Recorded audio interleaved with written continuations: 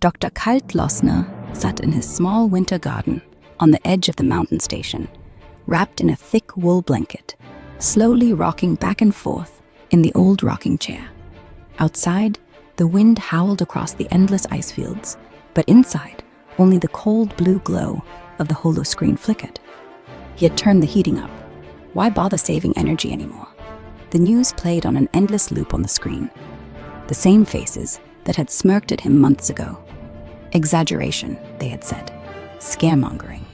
Now those same experts sat there with pale faces, explaining in trembling voices what he had known for so long. Liber Glacia's sun was dying. The helium flash had begun. The core was collapsing, and it was already swelling into a red giant. Soon, it would engulf the planet and finally explode in a supernova. Millions of degrees, no chance of survival. Kalt snorted contemptuously. He had warned them. First of all, the data had been clear, but no one had wanted to disturb the freedom they all loved so much here. Liber Glacia had been something special.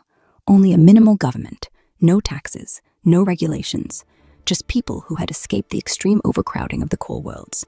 They had carved their domes into the glaciers, built their cities on frozen ground, with bright polar lights shining as their glittering roof overhead. Here you could breathe. Here you could live without anyone telling you how. There was no surveillance, no rush, only the cold and the vastness in this beautiful snowy landscape, and the sun, which had shone faithfully and calmly for 30 years. Now it was all over. The reporter breathlessly reported on the evacuation. Thousands of ships were launching from the spaceports, overloaded with those who had connections, money, or simply luck. Millions were left behind. There wasn't enough room, of course not. Kalt knew he wouldn't get a seat. He was just the crazy old bastard from the remote mountain station who had raised the alarm too early.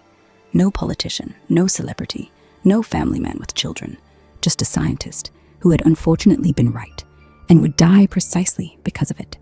He closed his eyes and remembered the early years, the nights when they had sat outside at fireplaces, watching the polar lights, laughing, free, without fear of tomorrow.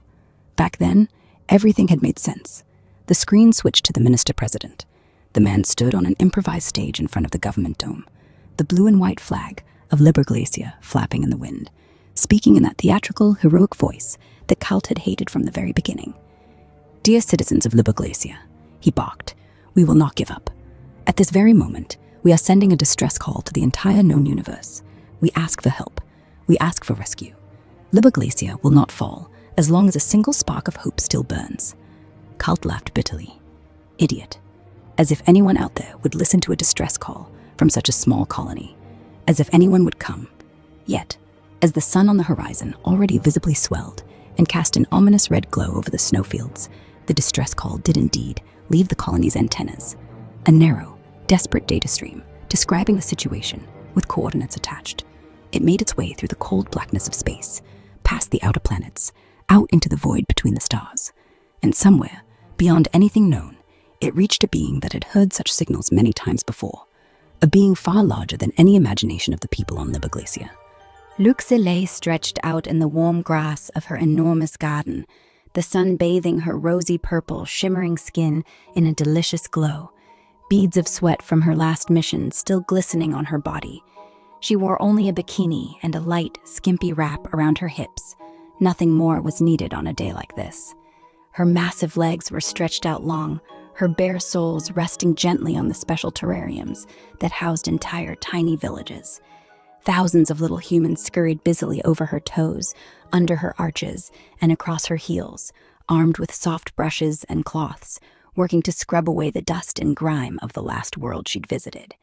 They were everywhere, climbing her gigantic calves, her thighs, her belly, carefully circling the hills of her breasts and along her long neck. Hundreds of tiny hands tickled, massaged, and cleaned. It felt like an endless tingling wave rolling through her entire body, the perfect sensation that melted away every bit of tension. She could have simply jumped into the crystal-clear lake to cool off and get clean. Maybe she still would later. But after a mission as demanding as the last one, she needed this special kind of relaxation.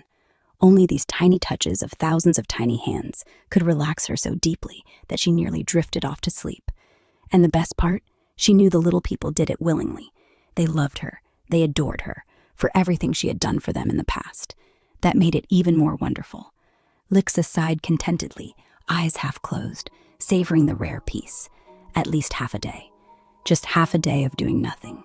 No portals, no battles, no wars or insane terrorist groups who only wanted destruction. Lyxe, suddenly came the gentle voice of Sui, the holographic Asian woman who looked like an older version of Ryung. The shimmering avatar appeared beside her head. We are receiving a priority distress call from a distant system. An entire inhabited world is in immediate danger. The system's sun is showing signs of an imminent helium flash and will soon swell into a red giant, followed by a supernova. Millions of lives are at risk. They are urgently requesting evacuation assistance. Lyxe narrowed her eyes and grumbled softly. For a moment, the thought flashed through her mind. Let them go.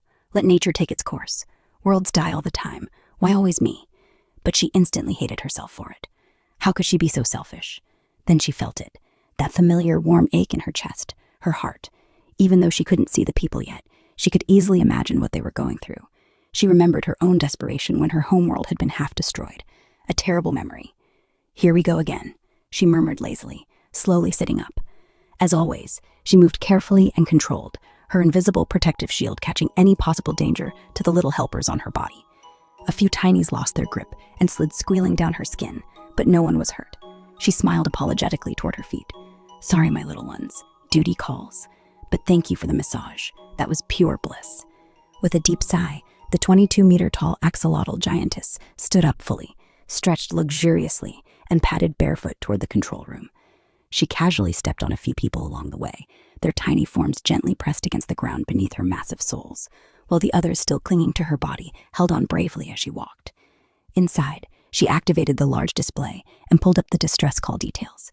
Coordinates, images of an ice-covered world called Liber Glacia, footage of the already red glowing sun, reports of the chaotic evacuation. When she saw the number, millions left behind, she froze. I could never do this alone, she whispered, running a hand through her pink gills. Especially not on an ice world. I don't even have anything close to proper winter clothes for that. You have a scarf, Zoo corrected helpfully. A scarf? Are you kidding me? I'd freeze solid before I could save a single village. She stared at the display, brow furrowed, while outside, the sun continued to shine warmly on her garden. So completely different from the dying, frozen hell in distress. What was she supposed to do? But the ice world reminded her of another planet Ryan had told her about. Yes, that's it, Lyxe muttered to herself. Winterworld. They're definitely equipped for something like this. They know cold. Then she rubbed her forehead. If only Ryan weren't away right now. I don't know anyone there.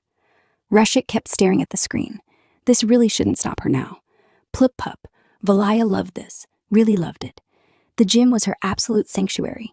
Massive weights built specifically for her 380-meter frame. Reinforced floors that could handle her power. And mirrors from floor to ceiling so she could admire every flex. She wore her favorite workout outfit, a cropped sports top that left her toned midriff bare, and tight hot pants that hugged her curves perfectly.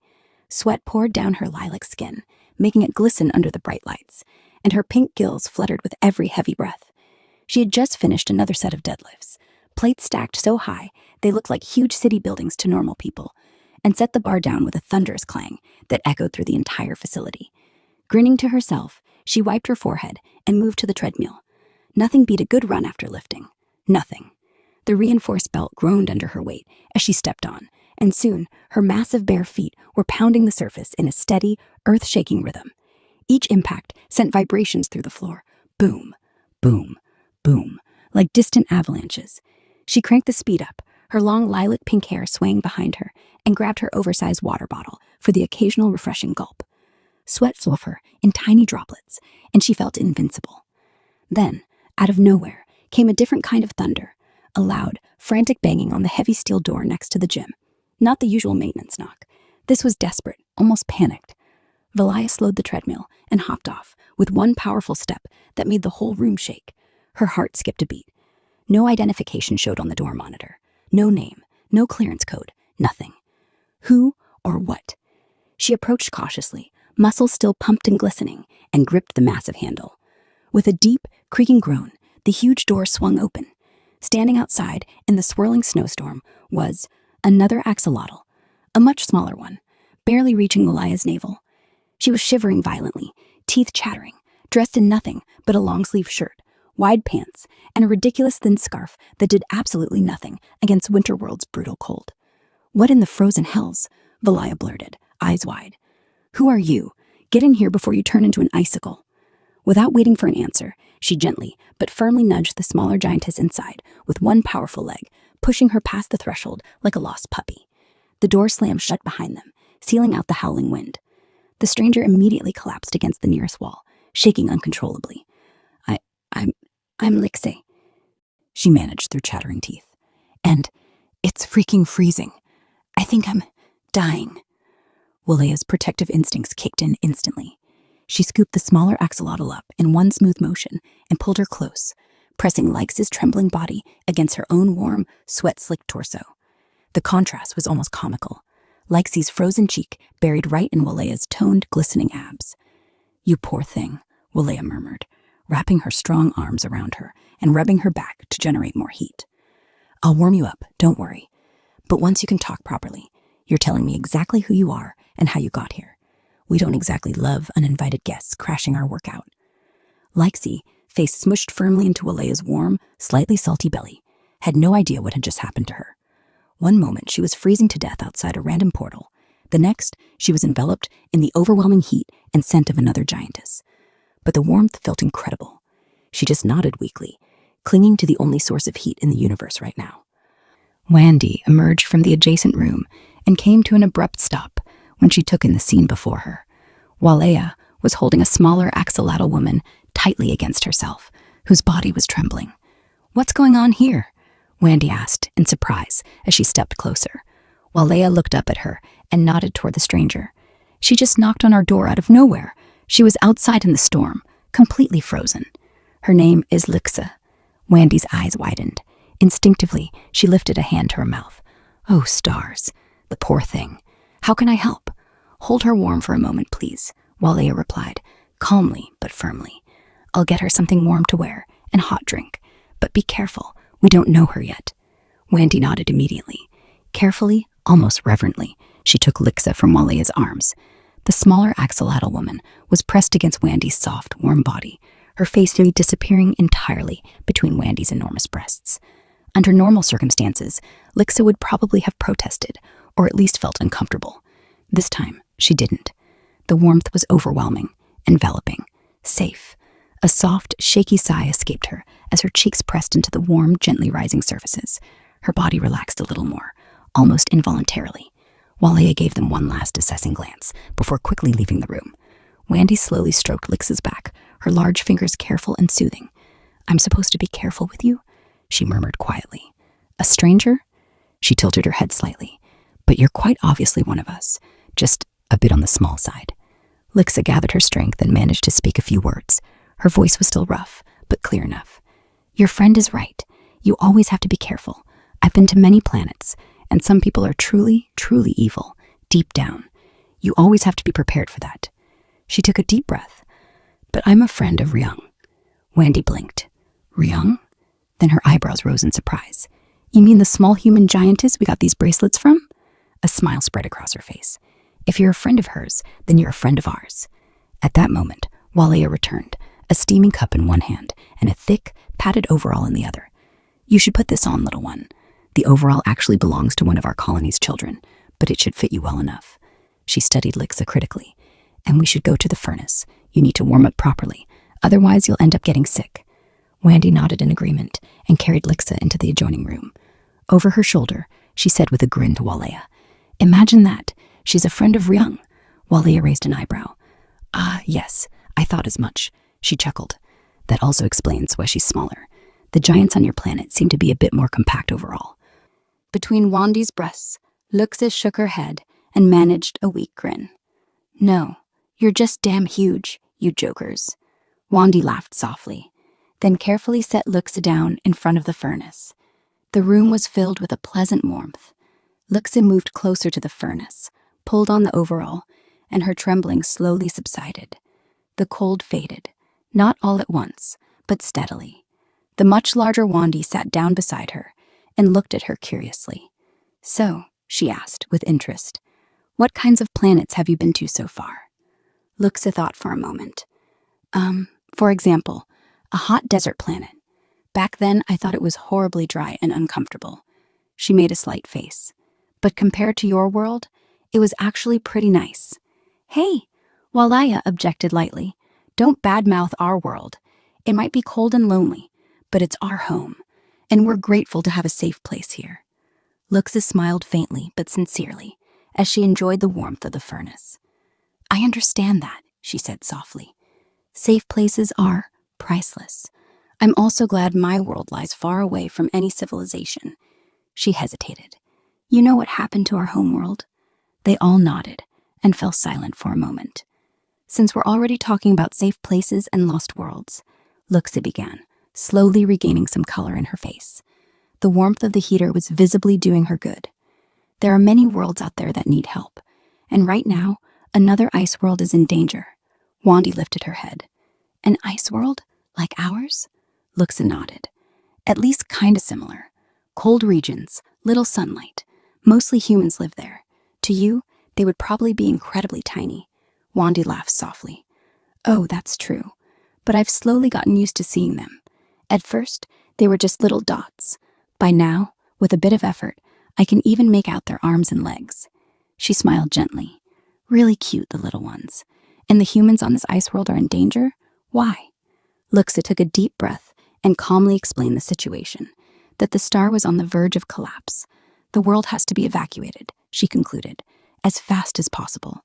But they don't even come close to having enough starships. Wandy lowered her gaze. I don't know, she said hesitantly. Should we really leave our world? I'm not sure we're ready for that yet. Before Lyxe could respond, Walaya slapped her lightly against the back of the head with her flat hand. Hello, what's wrong with you? She exclaimed. This is exactly the kind of adventure I've been waiting for my entire life. All my training can finally pay off. She clenched her fists, her eyes sparkling. And we can save millions of lives. Wandy shrank slightly and rubbed the back of her head. Then she slowly nodded. I think you're right, she said quietly. I'm just nervous, that's all. Walaya grinned broadly and jumped to her feet. Oh, come on. This is going to be amazing. A big adventure.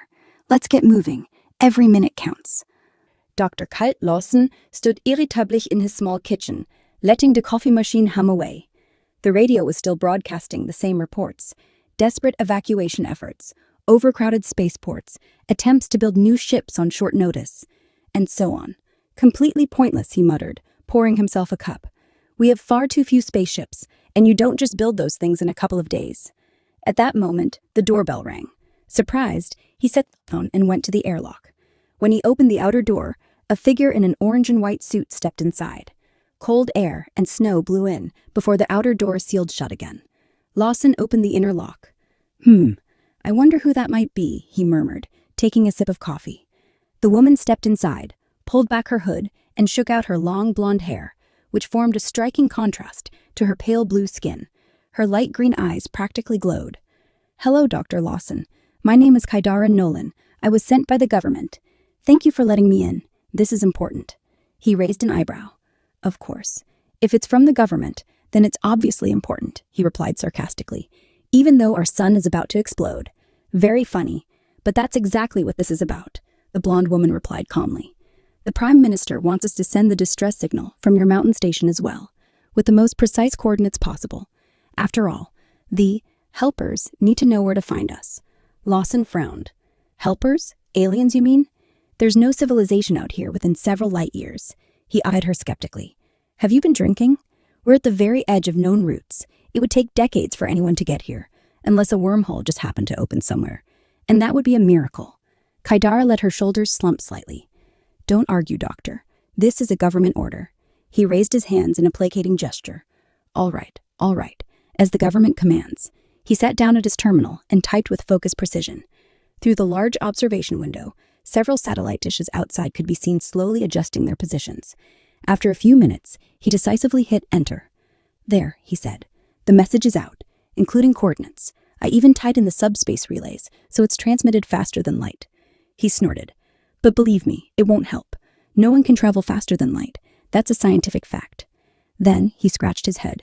Excuse me. What was your name again? Kaidara Nolan. Ah, yes, Ms. Nolan. He hesitated briefly. Have you already secured a place on an evacuation ship? She shook her head. No, I'm staying here. It's my duty to serve my world. Until the end, if necessary. For a moment, Lawson was at a loss for words. He had been about to respond with something sarcastic, but instead, he remained silent. Reluctantly, he had to admit to himself that he genuinely admired her courage and self-sacrifice. But before he could add anything else, she cleared her throat softly. There was a hint of embarrassment in her voice. I feel a bit awkward asking this, she began hesitantly. But would you perhaps have a place for me to stay the night? I've been traveling for many hours, and it will be dark soon. If I could remain here until tomorrow, that would be a great relief. Lost blinked, then his eyes widened slightly. Oh, but of course, he exclaimed hastily. Whatever happened to my manners? He let out a short, almost sheepish laugh. This mountain station has several guest quarters, though they've been empty for a very long time. Please forgive my poor hospitality. I'll prepare a room for you on the upper floor. Until then, make yourself at home. There are drinks and warm meals in the kitchen. Kaidera inclined her head in a respectful bow. Thank you very much. I truly appreciate it. As Lost climbed the stairs, he called back over his shoulder. Oh, think nothing of it. An old fool like me is grateful for any company. One last chance for a bit of conversation before we die. Then he disappeared into the upper level. Kaidera exhaled quietly. Let's hope that won't happen quite so soon, she murmured. Plus, several hours later, the two of them sat at a massive wooden table in front of the habitat's wide glass front. Half of the pane was coated in frost, delicate ice crystals blooming along its edges. Through the clear sections, however, the night sky was visible, cold, distant, and overwhelming, while below it, pale clouds drifted over the mountain peaks, illuminated by the moon's ghostly light. Kaidera ate her steaming fish soup slowly. Lost watched her with a mixture of curiosity and quiet amusement. I must admit, he said at last, I admire your willingness to sacrifice yourself. Honestly, I expected government officials to be the first to evacuate. He snorted softly. Rumor has it the Prime Minister already has his ticket secured, despite all his speeches about emergency signals. The blue-skinned blonde nodded thoughtfully. The rumors are true. Most politicians secured their places very early on. Some have already fled. The Prime Minister will probably stay a bit longer, but not much. She lowered her gaze. To me, that isn't courage. It's a lack of faith. Lost raised an eyebrow. Faith? In the distress signal? He scoffed dryly. Or do you mean God, or something like that? Kaidera smiled faintly. Call it God, fate, or something alike. I believe nothing exists without purpose. Why would we exist otherwise? The old man fell silent for a moment, then slowly shook his head. You know, young lady, I stopped believing in anything a long time ago. His voice was calm, almost weary.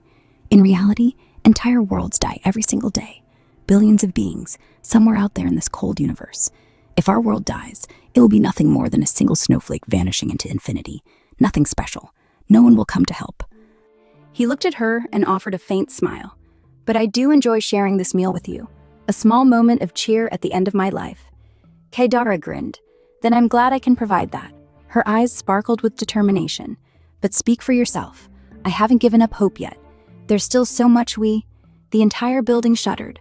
Lawson jerked up from his chair. What the? His voice trembled. An avalanche? But there was no warning. He rushed to the console. The displays remained calm. No alerts. There. Kaidera suddenly shouted. Look. Lawson followed her gaze toward the glass front. Outside, in the darkness of the night, the surrounding mountains were bathed in an eerie orange glow. What the hell? He whispered. Is that? A massive portal. Kaidera finished for him. Lawson shook his head violently. That's impossible. It's enormous. Wormhole-based portals exist only on paper. Purely theoretical models, nothing more. Kaidera smiled calmly. There's your miracle, Dr. Lawson. He continued staring outside. Let's wait, he muttered nervously. It could be a projection, or some kind of... The ground trembled again. Oh shit! A colossal step made the floor quake. From the portal emerged an impossibly large silhouette. In the night's light, only its outline was visible. A towering, apparently biological being with bluish, glowing eyes. Kaidera gasped. What is that? She whispered. I was expecting starships, but this... Boom, boom. More steps followed. The tremors became rhythmic. Kaidera had to grab the couch for support. A cup fell from the table and shattered. The lights flickered. Hairline cracks spread across the glass front.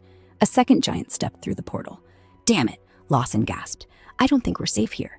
These enormous monsters are moving toward us. Their footsteps could trigger avalanches.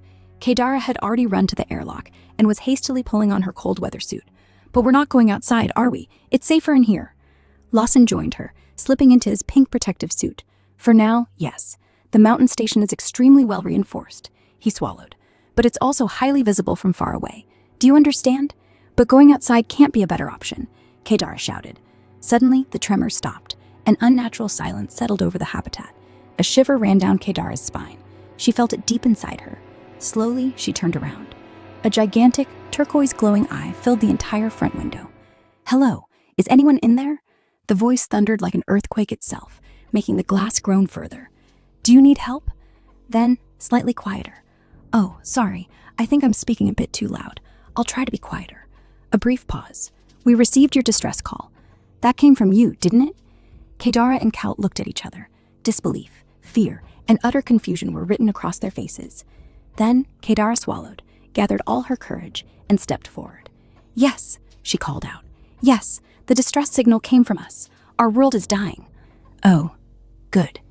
I mean, not good, obviously.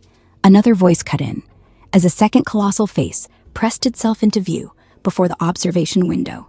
Her eyes glowed a vivid, luminous pink, casting faint reflections across the glass. Well, at least now we know for sure we've come to the right place. Hey, Walaya, that's incredibly rude. The first giantess protested.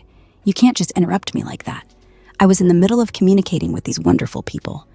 Despite herself, Kaidara felt a smile tug at her lips. The fear was still there. How could it not be, faced with beings of such unimaginable size and power? But something about them felt oddly warm, almost kind. Their voices weren't threatening, curious, even playful. Please wait a moment, Kaidara called out, her voice trembling but resolute. I'm coming outside to you. She had barely taken a step toward the airlock when Dr. Lawson seized her arm. Do you really think that's a good idea? He hissed. You don't understand the risks. You have no idea what you're walking into. She opened her mouth to argue, but before she could, the giantess's voice boomed from outside, deep and thunderous, vibrating through the structure itself. He's right, Wandy added, her tone surprisingly honest. We are very big. You should think about that. It can be dangerous. I once accidentally stepped on a group of humans. They were all crushed to pulp beneath my foot. Kaidara froze. Walaya slapped her palm against her own forehead with a sharp crack. Wandy, are you out of your mind? Why would you say something like that now? You're just going to scare them. But it's true, Wandy insisted.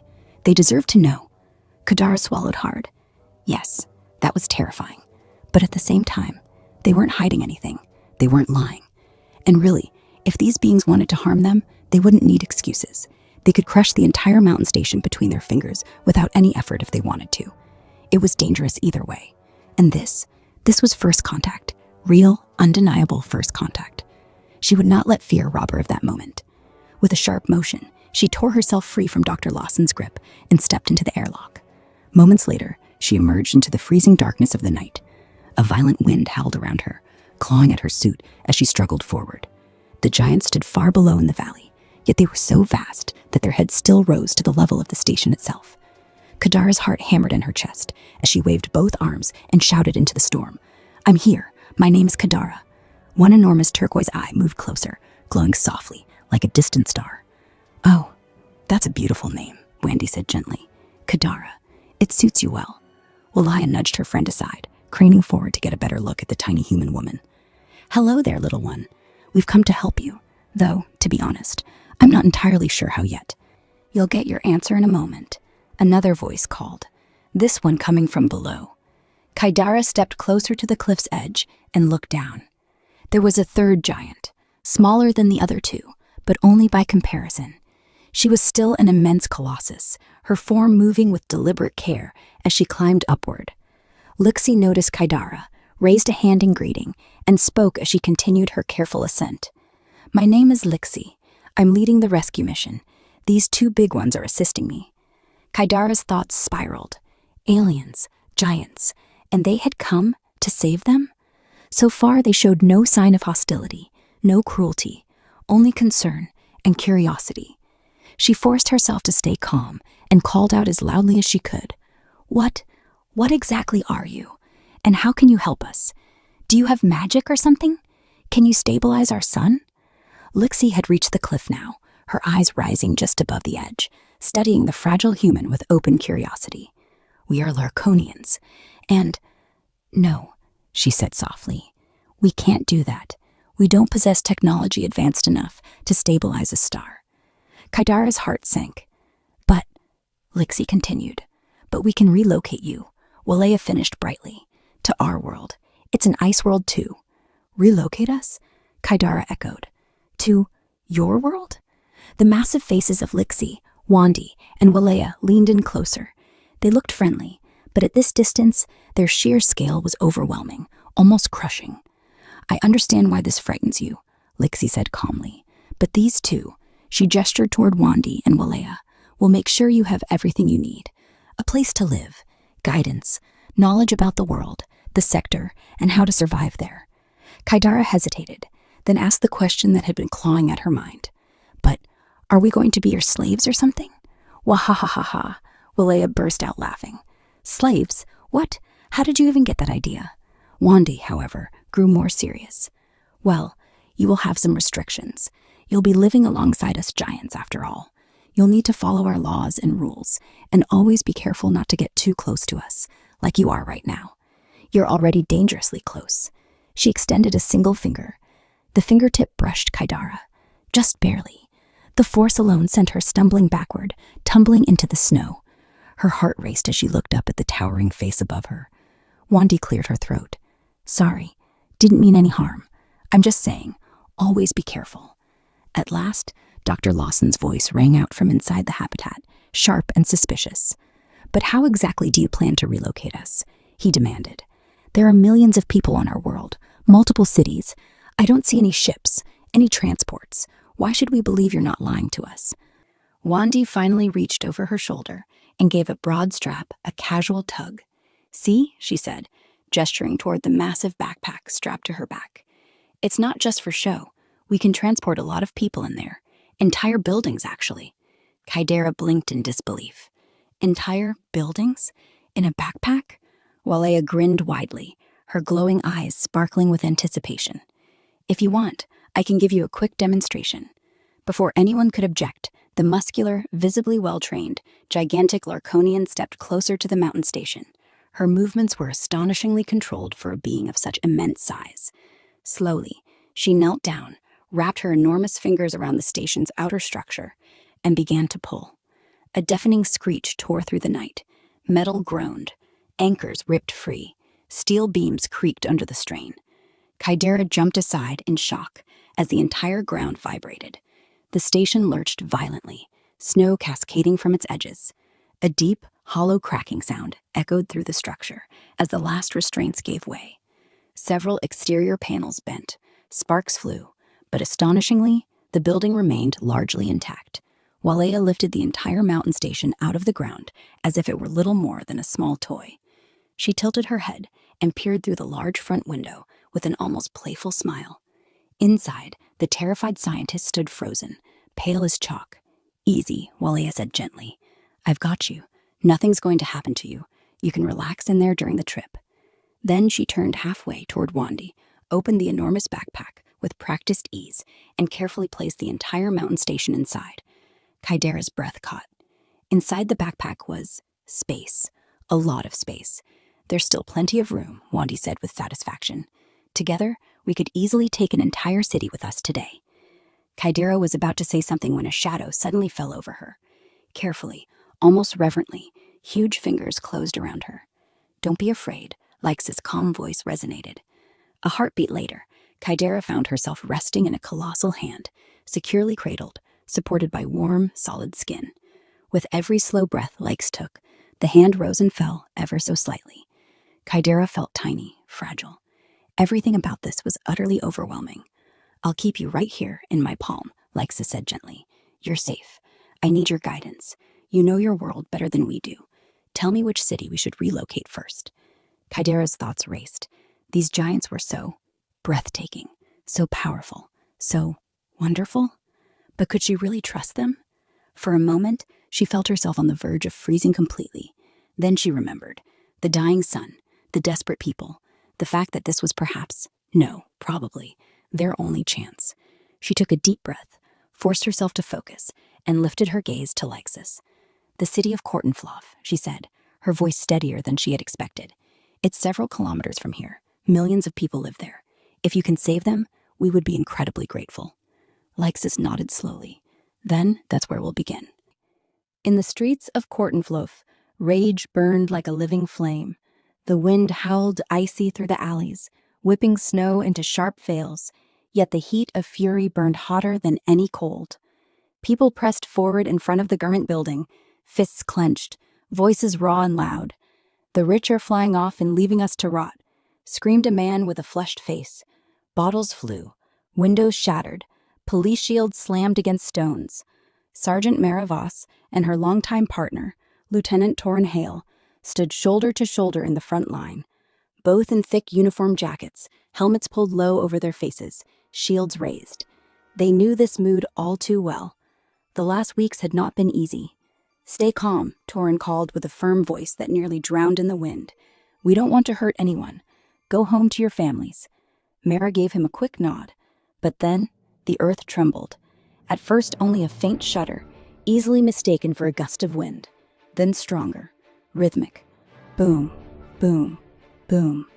The crowd gradually fell silent, heads turning. Some looked up in panic at the sky. Had it already begun? Was this the end? Others glanced around nervously, suspecting only an earthquake or an avalanche. But then they saw it. 3 gigantic silhouettes rose over the horizon, their eyes glowing like stars in the night. The creatures were colossal, impossible, like monsters from a nightmare that had suddenly turned real. The crowd erupted in a single, panicked roar. People stumbled backward, fell, scrambled up again. The smallest of the beings, still larger than any skyscraper, stepped forward. Its footsteps thundered. The ground burst beneath each impact. Buildings toppled like dominoes. Dust clouds rose. Streets tore open. It trampled ruthlessly through the city, feet as large as small plazas, souls that buried everything beneath them. "Run," Torrin bellowed, pulling Mara with him, back, into the side streets. But there was no escape. The crowd scattered in blind panic. People ran from apartment blocks, tore doors open, dragged children from beds. Mothers screamed for their little ones. Fathers tried to shield their families. Only where to? The streets turned into chaos, while the monsters drew closer. Mara and Torrin positioned themselves with a few other officers, raising their weapons. "Fire," Torrin shouted. Salvos whipped through the night. Bullets ricocheted uselessly, tiny sparks against the thick skin of the giants. The Titans didn't even notice. Mara stared upward. They're wearing clothes," she whispered, almost in disbelief. "These aren't animals, they're intelligent." But what good did that realization do? Nothing. The first monster came closer and closer. And then, the next step. The officers grew dizzy from the immense motion above them. A gigantic, warm shadow fell over them. Torrin grabbed her hand. "Mara." The foot descended fast and unstoppable. Darkness, pressure, a deafening roar, then silence. They were pressed into the ground, flattened, and yet they still felt something. Warmth, pressure. Somehow they were still alive. In Lyxe's palm, tiny Kaidara crouched trembling, eyes wide with shock. Below her, the city was turning into a battlefield. Lyxe reached for skyscrapers, gently touching some. Others she simply tossed aside as if they were made of cardboard. Smaller buildings she crushed with a single step, her soul lowering relentlessly, dust and snow swirling upward.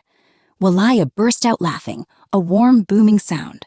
"Wahaha, this is so freaking awesome. I want to do that too."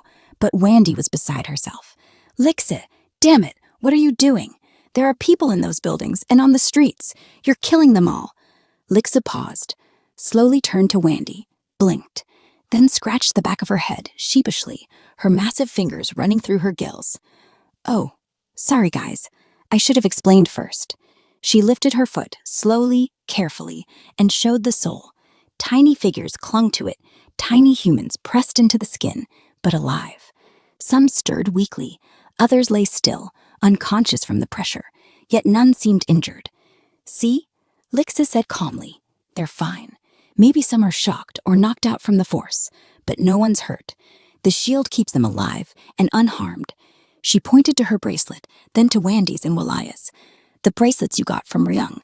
They generate a protective shield that safeguards biological life in a pretty large radius. Kaidara stared down in disbelief. The tiny people on Lyxe's soul. They were breathing, moving. She swallowed hard. Then they're all safe? Lyxe nodded slowly, her enormous eyes gentle on the small woman in her hand. Yes, all of them. Promise.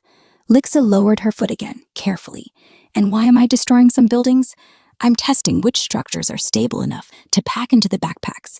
Everything else I wreck, so we know what we can load right away. Wandy let out a deep breath, shoulders slumping. Okay, I get it. I remember Ryong saying the shields protect people from our weight, but I didn't know they worked that well. You really should have said something earlier. Then she asked, but don't we need to blame this to the people? They're terrified right now. Lyxe shrugged. No time. We have to relocate the whole city today, and then more cities after that. Every minute counts. What's more important, their feelings or that they get saved? Wandy thought for a moment. Okay, fair point. Walaya simply followed Lyxe, stomping through the city with her colossal feet. Her soles were so gigantic, they barely fit on the multi-lane roads. Countless small buildings were crushed flat beneath her with every step. Oh wow, this is so awesome, she stammered excitedly. I feel so huge and powerful, and look how they all panic and try to run away. So freaking cool. She swung a leg forward, crashing it into another high-rise. The building exploded on impact. Debris flew across the city as the tower collapsed, while Walaya's massive, muscular leg continued forward, and her enormous foot came down on countless screaming people, powerfully pressing them into the ground. Walaya's heart pounded wildly. Oh, this is so hot. Why haven't we done this before? Wandy, on the other hand, was nervous and cautious. She had always been a bit clumsy, but also far more empathetic than Walaya.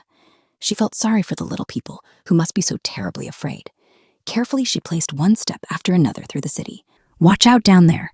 I'm stepping on some of you, but nothing will happen to you, promise.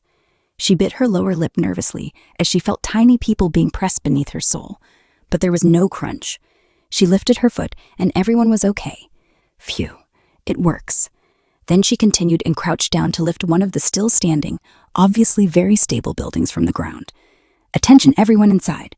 Don't be afraid. I'm going to lift your building now. It might get a little shaky. Plus, chaos erupted inside the high-rise. Tremors. Glasses clinked in the shelves. Coffee cups tipped over. Someone screamed. The lights flickered briefly. People in offices and apartments rushed to the windows, pressing their hands against the glass. In the upper floors, a gigantic blue face slid in front of the panes, while lower down, it was Wandy's unimaginably colossal breasts that filled the entire sky. So close, they blocked out everything else. People staggered backward, some overwhelmed by what they were seeing, others simply terrified of what would come next. In the upper floors, people stared in dread into the enormous turquoise-glowing eyes that peered in curiously and gently. Her curly blonde hair brushed lightly against the top floors, each individual strand as thick as a ship's anchor cable. Her skin shimmered warmly in the moonlight, her gills fluttering softly with every breath. A child screamed shrilly. The mother tried to shield it. Men stumbled back, knocking over chairs. Someone whispered hoarsely, This can't be real." Then the fingers touched the building. Bluish simmering, enormous fingertips, each one way larger than an entire bus, wrapped around the outer walls. The windows went dark.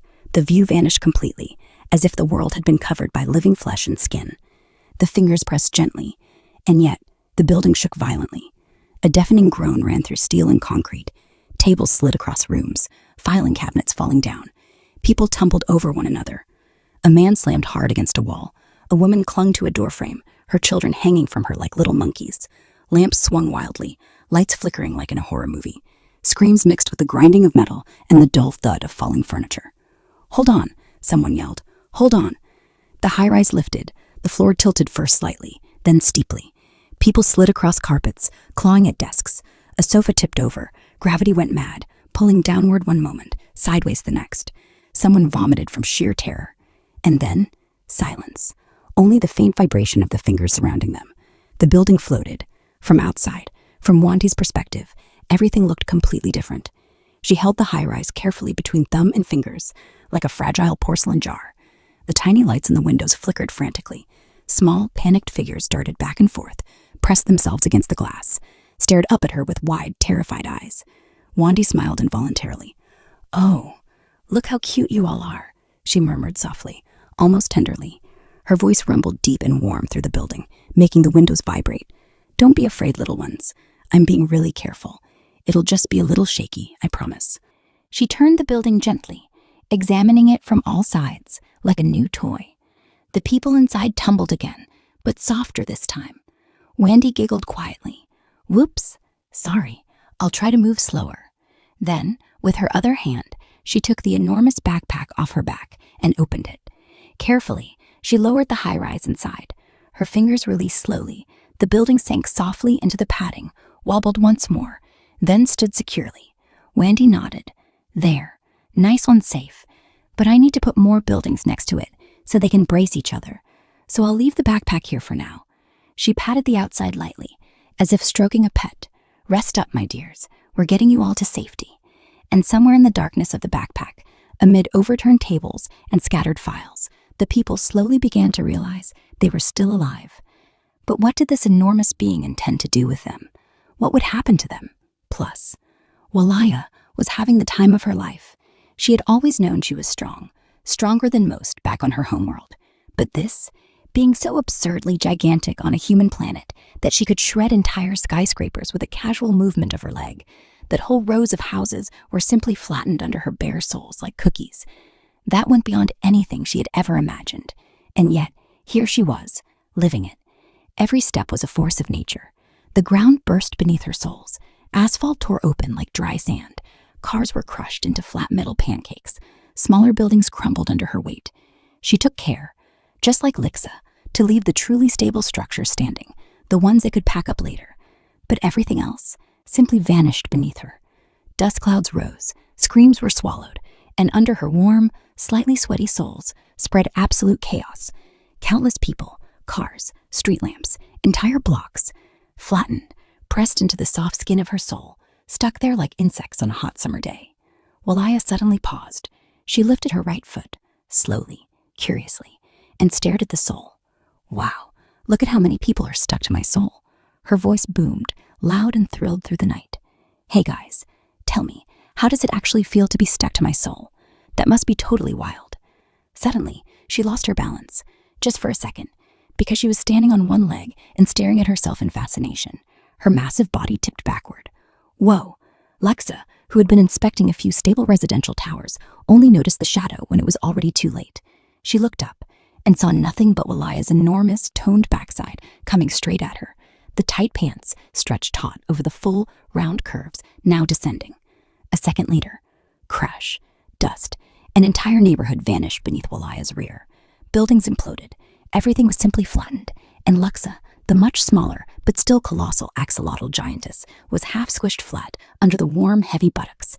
"Whoa, Walaya, arg, you're so heavy," she gasped, her voice muffled and squeezed.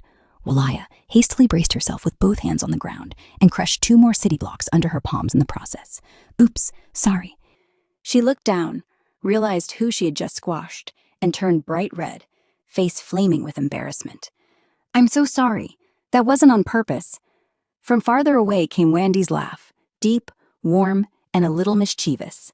"Ha ha ha, looks like I'm not the only clumsy one." Walaya shot her an annoyed glance. "Good for you, Wandy." She looked back down to Lyxe as she was still pinned beneath her huge butt and started smiling mischievously. "But I have to admit, you really look cute down there. How does it feel to be such a tiny Larkonian under my well-trained butt?" She laughed and pressed Lyxe's face down again and again with her round buttock. Lyxe was turning her head and looking up annoyed. Puh. Well, I feel tiny. But now?" "Stop that, Walaya." Walaya couldn't help but laugh. "Sorry, but you are just so adorable down there." She slowly stood up, turned around, reached out both hands to Lyxe, and helped her up carefully.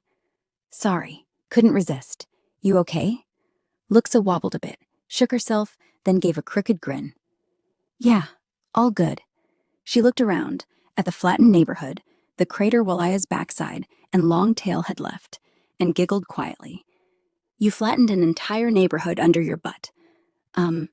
Turn around again." Walaya blinked, turned slowly. "Why? Want to take another look?" she wondered. Lyxe burst out laughing. Oh, just as I thought. There are a bunch of people stuck to your butt. I'll pick them up better. She stepped closer to enormous, tightly stretched rear. The tiny people had gotten caught in the fabric of the pants, some dangling from the seams, others stuck in the curves of the cheeks, pancake but alive, thanks to the shield. Lyxe carefully plucked them off with her fingertips, one by one, and gently placed them on her palm next to Kaidera. Walaya stood rigid, red all the way to her gills. Sorry.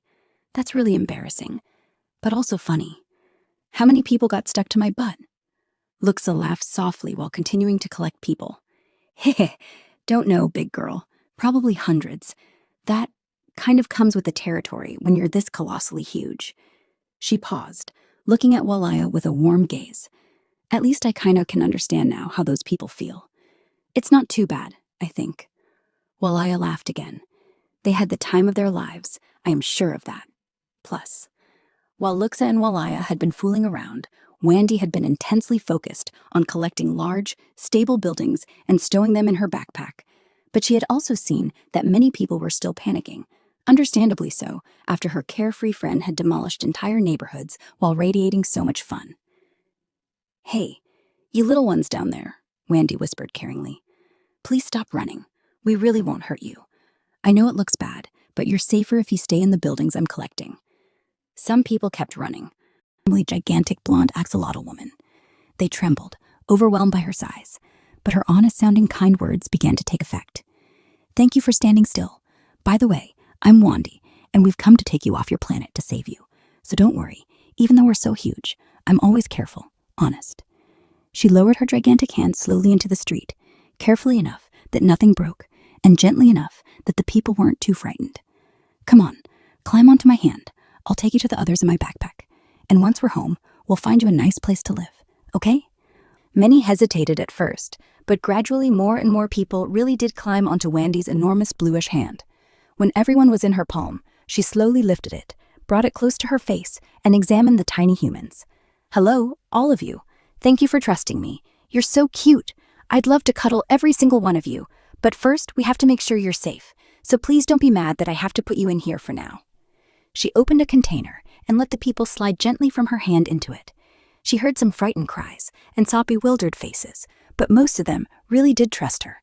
Then, very carefully, she tucked the container into her backpack, alongside all the buildings already inside. There, this neighborhood is safe for now. She stood up and watched as Walaya, farther away, simply trampled everything that seemed even slightly unstable. This is all way too awesome, the athletic lilac-colored axolotl giantess called out gleefully as she powerfully stamped her enormous foot down on another building complex, full of people. The structure collapsed under her weight, like a sandcastle. It's so funny how the little ones scream and are afraid of me. I must look unbelievably huge to them. And powerful, Lyxe added with a slight grin. And we have to use that power as well as we can. So Walaya, do me a favor and don't just destroy. Please also collect the people from the destroyed areas. Walaya had just stepped onto a multi-lane road full of people, then lifted her foot, held a container against her sole, and scraped the people off with her hand, so they fell into the container. Well, the people stuck to my feet I can just collect like that. But how the hell are we supposed to get the people out of the rubble? They're basically buried in there, right? Lyxe turned to Walaya and pointed to her bracelet. Oh, that's a new function I'm really proud of. Look here. She pressed a button, and a wide violet beam shot out from the mini blaster attached to the bracelet. She swept it over the rubble, and the debris seemed to stir. But the strangest thing was that then countless tiny people floated through the air toward her, as if guided by an invisible hand, following the beam. Walaya stared in amazement. Oh, is that some kind of tractor beam? Lyxe looked up at her in surprise. You already know about those? Walaya nodded. Yeah, but usually we use them for towing spaceships or mining minerals. I didn't think you could apply them to biological beings. Lyxe caught the floating people in her hand and stowed them in a container. Then she bent down, grabbed a few buses and other vehicles from the streets, and packed them along with the container into her backpack. You just have to reconfigure the beam a little, and then it works on people too. Combined with the protective shield, it's the perfect way to rescue large numbers of people from rubble. Walaya thought for a moment and reconfigured her own bracelet accordingly. There, that should do it now. She stood up straight and fired the beam over the destroyed neighborhoods she had trampled, and it worked perfectly. Within minutes, she was able to collect hundreds of thousands of people. Satisfied, she stowed several containers in her backpack and continued through the city, deliberately stepping on crowds of people in the streets and playfully flattening more houses. Man, this rescue mission is so much fun, especially because I can break everything. I could do this all day. But then she noticed large panicked crowds disappearing underground. Huh? Is that some kind of metro system? Or maybe a bunker complex? She stopped some of the fleeing people by simply stepping on the crowd with her foot, so they stuck to her sole. But everyone already underground was out of her reach. She knelt down and tried to fish some out with her fingers, but the entrances were too narrow, and apparently the structure was so massive and stable that she couldn't destroy it. Damn, I can't get to those people. Plus, the screams echoed through the snow-covered streets of the almost completely destroyed city. Hundreds of people ran, stumbled, pushed each other forward. Children cried, mothers yanked at small hands. Men bellowed, "Keep going, keep going," as if there was some destination ahead. Behind them, thunder rolled. Every step of the lilac-skinned mega-giantess made the ground quake, like a heavy earthquake. Dust and snow were whipped up. Billboards flickered. Plaster crumbled from building facades. "Shit, she's coming," screamed a woman at the front. "She's getting closer." Some turned around and saw it. Walaya, the lilac giant monster, towering over the city like a living mountain. Her eyes glowed pink, her long lilac-pink hair whipped in the wind, and her enormous foot, as big as several buildings, slowly lifted. The soul was filthy, covered in flattened cars, chunks of houses, people, everything stuck there like insects on flypaper. And then it came down. The crash was deafening. Buildings behind them imploded. Dust clouds erupted. The crowd screamed as the other foot slammed down onto the street. Countless were buried beneath the gigantic soul with a thunderclap and pressed into the earth. The survivors leaped just in time into the subway tunnel entrance, tumbling down the stairs while the ground above them shuddered. The huge foot had landed, right behind them, directly on the stragglers. Screams were cut off.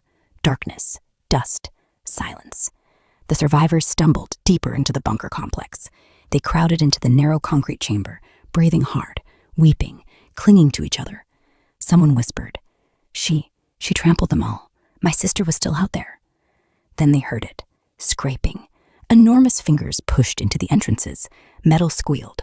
Concrete crumbled. The fingers were thicker than entire subway cars. Someone screamed, "She wants in! She wants to get us!" The people recoiled, pressing themselves against the walls. The fingers pulled, tugged, but the bunker entrances were massively built, militarily reinforced. The fingers slipped off. The concrete held. A deep, annoyed sigh drifted down from above, like a storm wind. Then a voice, loud and booming, but almost cheerful. "Hey, you down there. It's me, Walaya. No panic, okay? I don't want to hurt you. I only destroyed the buildings that weren't stable enough to pack up. The people inside are all still alive, really." Instead, screams, "Get lost, you monster. You killed my family. Liar." Walaya laughed softly, a warm, naive sound that vibrated through the concrete walls. "Haha, you really think I'm an evil monster? That's so frickin' awesome." She sounded genuinely thrilled. "But seriously, I have to save you. How am I supposed to do that if you don't believe me? Piss off," some shouted in desperate panic and grief. She sighed again, louder. "Wandy, come here. You're better at talking to people than I am." A shadow shifted. The enormous fingers withdrew. Instead, another face appeared before the wide subway shaft entrances. Blonde, turquoise-eyed, gentle. Wandy knelt down, her voice much softer, almost whispering, yet still so deep it echoed through the entire bunker. "Hey, I'm really sorry. Truly. Walaya is, well, she's a bit rough. She doesn't always think things through, but she never wanted to hurt you. No one died. The people who were under her foot. And, the people under my feet too. They're all still alive. The shield protects them, I promise." Crying voices answered, "Liar. She trampled my friends. I saw it." Wandy slapped her palm against her forehead. The sound boomed like thunder. "Walaya, why are you so rough with these poor people? Show them the ones from your soul. Scrape them off and let them come to the others, or I'll really think everyone's dead." Walaya grumbled annoyed, lifted her foot. With her fingers, she carefully scraped off the tiny figures. Dozens, hundreds, and gently set them down in front of the entrance. The people were dazed, dizzy from the G-forces, the pressure they had endured while stuck to Walaya's soul as she stomped around. But they were alive. A few braver ones crawled out of the subway bunker, cautiously, trembling. They looked at their fellow humans who, though confused, seemed okay. Then up at the enormous Wandy, who gazed down at them with such empathy. A man called back into the bunker. They're really alive. It's not a lie. Some people slowly emerged, climbing into Wandy's open palm, but many stayed inside the bunker. Too much fear, too much trauma. They just stared upward, tears in their eyes, still convinced these monsters were lying, that it was all a trick, a trap. Wandy smiled sadly down at them. It's okay. You don't have to come right away. We'll wait, but we won't leave you behind. Promise. But then Lyxe stepped in. Sorry, we don't have time to wait. Wandy, you're doing really great work. Walaya and I really should be a bit more considerate, but we need to hurry. We don't know how much time this planet has left, so step aside for a sec. Lyxe adjusted the blaster and fired a yellow flashing beam at the ground. It hissed and thundered as concrete was blasted away, debris flying everywhere. Bit by bit, the bunker was torn open, releasing the terrified crowds inside.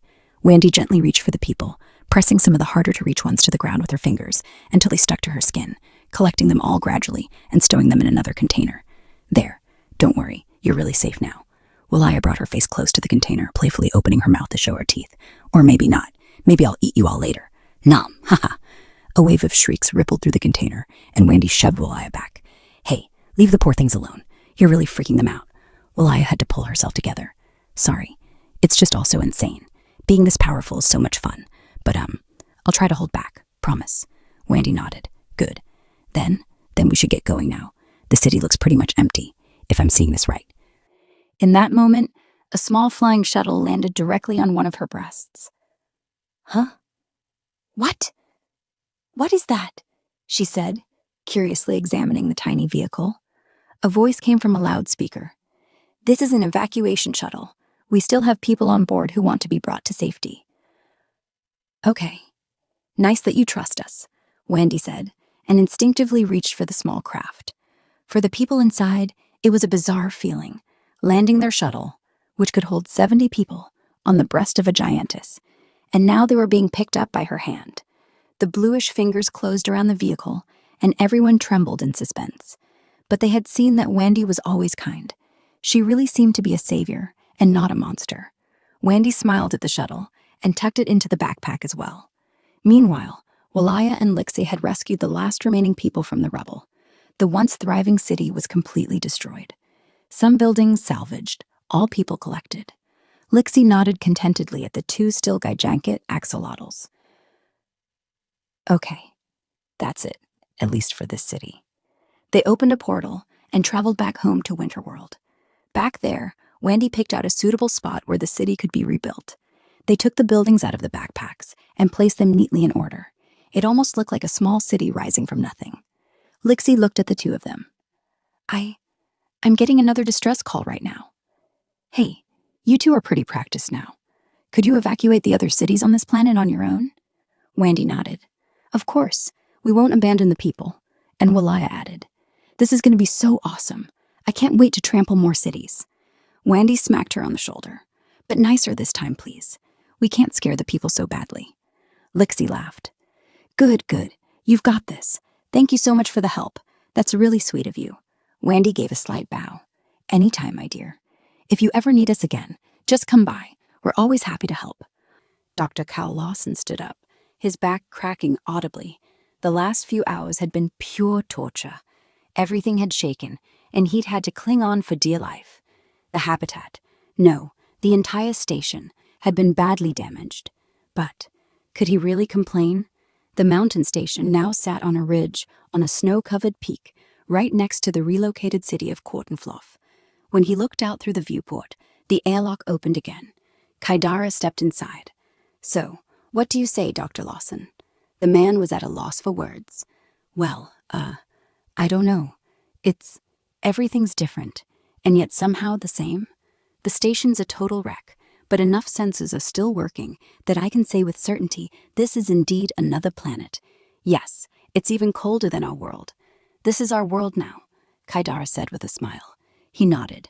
Yes, and we're sharing the planet with these gigantic beings. Strange feeling. The species calls themselves Larkonians, and they've affectionately named this planet simply Winterworld. I think we'll get along with them just fine. They're crazy but absolutely lovable. I've seen that clearly enough. In the background, the smaller giantess Lyxe could be seen disappearing through a brightly glowing portal. Count Lawson nodded. Yes, I think so too. He raised his hands apologetically. What else can I say? I surrender. You were right. We were saved, even if my mind is still fighting against that realization. Kaidara smiled. Well, sometimes miracles really do happen. Shall I help you tidy up? It's quite a mess in here. The old man laughed. I'd love that. That would be nice. Then he looked outside again, as Wandy and Walaya also disappeared through a portal, probably off to relocate the next city. I'm really curious what the future holds for us. Really curious. The end. Thank you so much for listening to the story. Wandy and Walaya are from Fallout Paladin, and their scenes were heavily influenced by it. Lyxe and Ryung are original characters from Cormany Media. If you like our work and want to support us, then check out our Patreon page or our DeviantArt page. We have some stuff there that's so incredibly good, you wouldn't believe it. Seriously. Okay, I'm exaggerating a little. But please support us. We need you. Please also leave a like and subscribe. Thanks again.